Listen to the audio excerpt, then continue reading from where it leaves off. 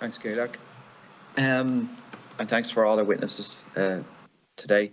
I just want to focus in on a statement over the weekend by the Irish Hospital Consultants Association. And they gave a quite kind of critique in relation to where Sláinte care is going and the kind of state of our public health service and so forth. And it was a very kind of very thorough critique of where we're at. But a number of things that the statement said was there's a severe shortage of consultants in relation to the public health service. They say that there needs to be 838 consultants places need to be filled in relation to public health. There's nearly 1 million people on some form of waiting list via the National Treatment Purchase Fund. So all them kind of issues then manifest into what they say is that, you know, if this continues, that the waiting lists, which are kind of, I think, at the heart of the dysfunction in our public health service, is if these are not addressed in relation to the issues that they have said, this will continue, and it actually will accelerate to a certain extent, where this situation could continue for decades. Given all that, surely the issues that the Consultant Association have said, they have to be addressed, particularly around vacancies in the public health system, because if they're not, we'd be having the same conversation next year and the following year and the following year. Because, as I said, the waiting list for procedures has been accelerated, particularly in the last number of years because of COVID and so forth. But if these are not addressed, Sláinte care would be largely academic. Thanks, Chair. Deputy, there's a lot of what the IHCA have said the weekend, and you've just repeated there, that we wouldn't fundamentally disagree with. And some of the challenges we just spoke about earlier on and the contributions related to many of that. In terms of the strategic issue of recruitment of consultants, there's no doubt this is a big challenge for us. It's a worldwide market. Having said that, over the past 2 years, we've recruited the highest number of consultants on a full-time basis that we've done in many, many years. Over 406 consultants on a full-time basis have taken up positions within the HSE. That has not been achieved in many, many years over a 2-year basis. So that's positive. We certainly are and still are aiming to recruit more consultants and have funding to recruit more consultants. It does become a particular challenge in some parts of the country where consultants want to be in many cases, in some of the high urban centres. That's not just in terms of hospitals, but it's also in terms of community services challenges that we have as well. We are working with the various colleges in terms of the pipeline of what's coming through, but ultimately it is a real challenge. But I would say in the past 2 years we recruited a higher number than we've ever done in many years, but still a big challenge for us, particularly in relation to the issue of Sláinte care and what that may or mean. Firstly, waiting lists, and again I think I've covered some of it earlier, but just to restate again, we have a very targeted focused programme to start the process of addressing waiting lists, but this will be a multi-annual basis and it will take time, and we have been impacted no doubt through COVID and particularly in the last quarter as well, but we have very targeted initiatives around it. And then finally the issue of just the approach around recruitment. Sorry, I've touched on the issue around recruitment, but these are all very real challenges that the health system have. We don't disagree. Their voice is knowledgeable, but we have to start, and the starter process is recruitment that we have funding for, recruitment of consultants, and a very targeted, focused and funded initiatives on waiting lists. So, you know, sometimes you could come into the health system and say, we can just do nothing. Well, we can, and we will, and we should, and we need to do it for the public, and that's the approach we're taking.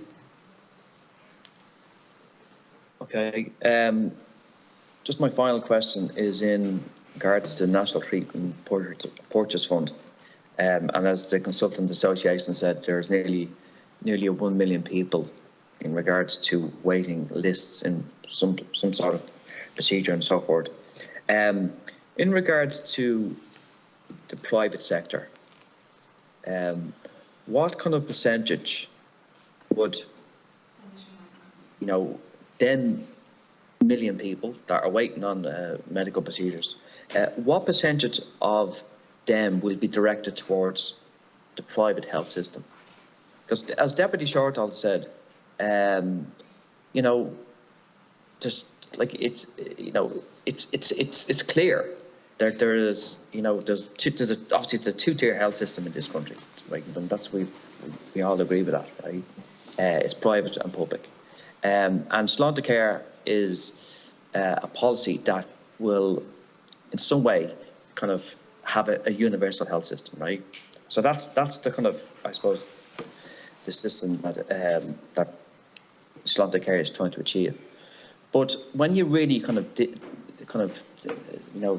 dig down, there is the private healthcare is still as evident as it was a number of years ago, and it's still playing a huge role in the overall healthcare system. And that kind of makes one think that private healthcare is not going to be in any way kind of eradicated, but it will have a bigger role to play in relation to Sláintecare.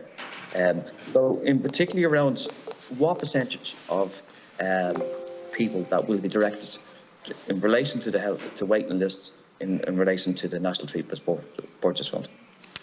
Yeah, I just address your question in a couple of perspectives and then ask my colleague, maybe Liam, around to comment. Just firstly, at a national level, there's no doubt that a significant proportion of the population, over 50%, chose to have private healthcare and contribute towards private healthcare. So it's very much a part of the health system in Ireland that people choose to pay and contribute to. Certainly government policy, which we're executing, is to reduce the use of private capacity within the public health system, and I just touched on some of that earlier on with deputies that we want to do and we want to see executed. Thirdly, related to what percentage, I don't know exactly percentage, but it's low. We would utilise the NTPF, increasingly more significant, as part of the Access to Care Fund for some of the, I guess, more basic procedures, and Liam can talk on them.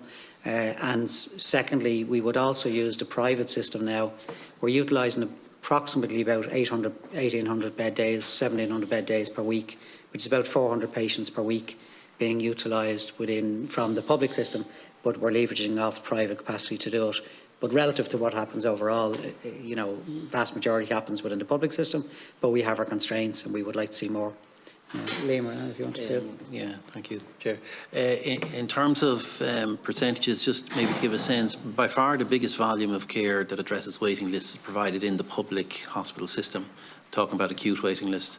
So, and just to give you a sense in monetary terms, the HSE is investing about €1.8 billion per year in its core activity for elective activity. That includes day case and inpatient work. There's a further 200 million available under Access to Care, which we've discussed a bit here, which is also available for investment in the public system.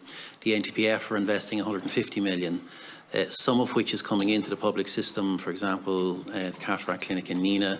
There are other examples where the NTPF are buying within our system. But just in terms of scale, without going into a lot of numbers on numbers of patients treated, it's still actually marginal to the overall success, but very important in terms of hitting the long waiting targets is probably the best way to think about that.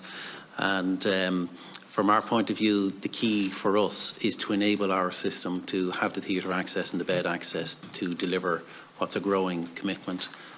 So the bulk of delivery is still in the public system. You heard Deputy Shortall's question on the growth in investment in commercial entities or private entities, and we can certainly respond to that. And as the CEO just said there, the safety net arrangement, which is still running with the private system, is seeing about 1,800 bed days a week used in the private system for public patients. Of course, the intention there was COVID response, and that arrangement actually will cease at the end of June. So from our point of view, that's just an idea of the kind of proportions. Thank you, Deputy. And Deputy, just a scale, Liam gave you a financial scale. I think it's approximately 5 million procedures in a given year are carried out by the public system. So, we have waiting lists and we have very significant waiting lists, but significant activity does happen within the public system. Thank you. Thanks very